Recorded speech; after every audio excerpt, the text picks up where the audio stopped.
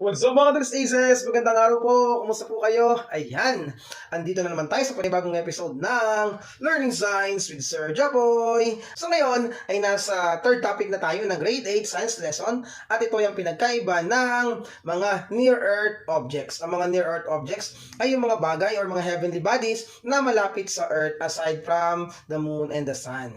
Okay. For today, we're going to discuss the difference between a comet and an asteroid. So ano nga ba ang pinagkaiba ng comet sa asteroid? Ang unang pinagkaiba nila is sa composition. Mas complex ng composition nitong tinatawag nating comets kaysa sa asteroids.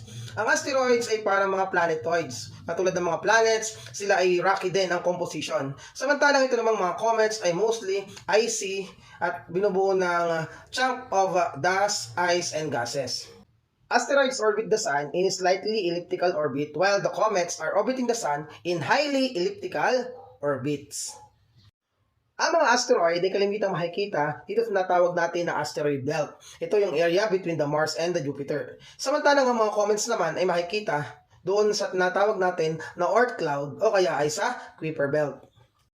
Diyan muna sa ngayon. Watch out and follow for more interesting facts about comets and asteroids. Bye-bye! Please follow for more!